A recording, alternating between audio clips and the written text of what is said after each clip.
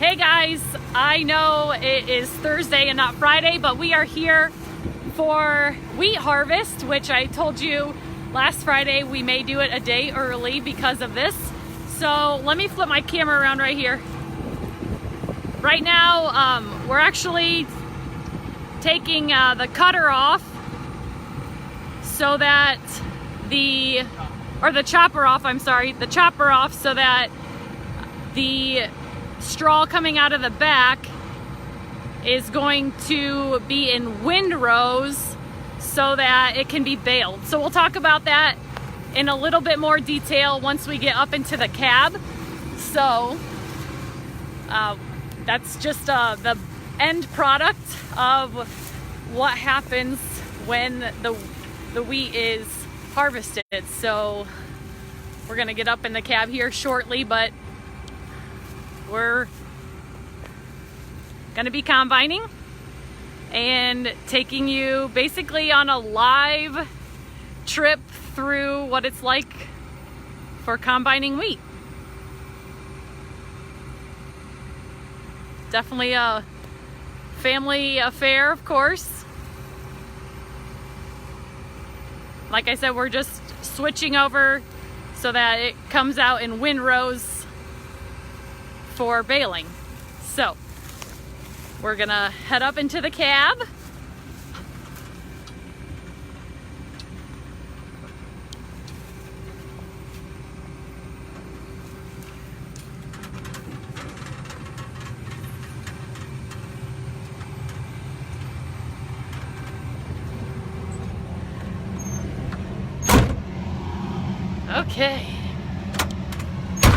Okay, so we're in the cab of the combine. So here we go. We're gonna look at the parts of the header, which we discussed last week in the wheat preparation talk. So here's the header starting to go in full action. So at the bottom, you can see the cutting bar moving back and forth, which is gonna cut the straw. And then you can see that black wheel, that's called the reel. And those, they kind of look like teeth. Those are tines, and they help bring that wheat into the auger. And the auger helps bring all of that crop into the center of the header. So you can see all those pieces and parts, lots of moving parts. There's lots to watch. So in this particular combine, there is auto steer, which allows whoever is operating the combine, allows them to be able to watch what's going on while the machine uses GPS to navigate through the field, because it's already set to know where it needs to go by satellite, which is also a really cool feature. And actually helps the farmers be more efficient. You can actually get more work done that way, and also with the use of a grain cart, which we'll show that later. So as you can see, we're doing wheat harvest. And if we look over here, we got monitors that we can also see. The number at the top left is showing us moisture. So perfect moisture is 13.5%. And then we're also showing the bushels per acre, which tells us how much crop we're getting off of it. And that's of course just an estimate, and it fluctuates throughout the field depending on many different factors. So, okay, so once this wheat is brought into the middle of the header, it comes into the feeder house, and then from the feeder house it goes to the rotor, and at the rotor is where it separates the actual wheat from the straw.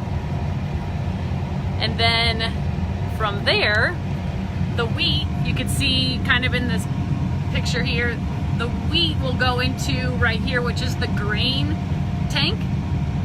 And when that gets full, we'll put that into the either grain cart, which will run side by side with us, to put it into one of the trucks for delivery to a local co-op or elevator. And then elevator. He says elevator. And then the rest of it shoots out the back. So you can either the straw that shoots out the back can either be chopped, which will just stay on the field and be worked in later, or it can actually show up in windrows, and then those windrows can be baled into straw bales.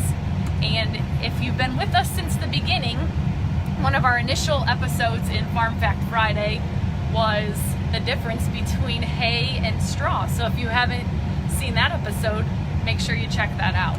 So lots of different things going on, which I've mentioned, and that's what makes farming pretty complex. Lots to understand, and we want to make sure that you guys have an understanding as well, which is why we brought you in with us here live. So let's take another look at what's going on here. Again, we're in auto steer, so the operator can pay full attention to what's going on. And then, in case you don't know, we can also talk about what the wheat does. So maybe you've gone to the store and bought a loaf of bread or noodles, or maybe you've bought flour so that you can make cookies. Well, all of those things come from wheat. And right here, you're watching it come off the fields, so we can take it to be processed into flour. So right here, you're looking at farm to table, folks. Okay, so as we talked about earlier, once that grain is separated from the straw, the grain is up here in this grain tank. And the way we get it out of there is by an auger. So this auger is going to move the grain from the grain tank into, in this situation, we're going to be using a grain cart. And while the combine is still moving, this allows the combine to keep working and unload. So this is a huge time saver. So we have an operator running that tractor alongside the combine so that we can unload on the go. So here we have definitely a family.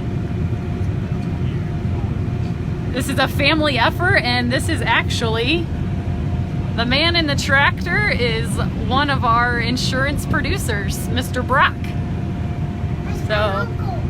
that is your uncle. So he is off for the day, but he's still working on the farm, which is pretty awesome. Okay, so grain tank is empty, and auger goes back, and there they go. They will take the grain and eventually unload it in that semi straight ahead.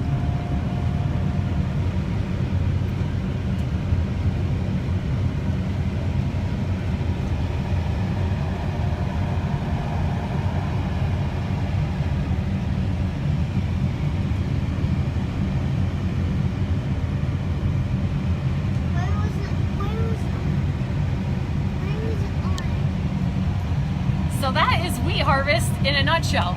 I know we went through a lot of different pieces, but if you're not part of a farm, that's fine, but it's exciting to share where we get some of the things when we go to the grocery store. So like I mentioned, if you're buying your bread or your noodles or buying flour to make those cookies, it's coming from fields like these.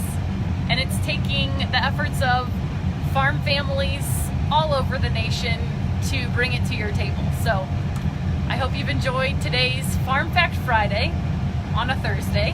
Have a great extended weekend, a safe 4th of July. We have a wonderful country that we really should be thankful for where we live, despite the things that are going on. And we'll check you back for another Farm Fact Friday next week. Take care.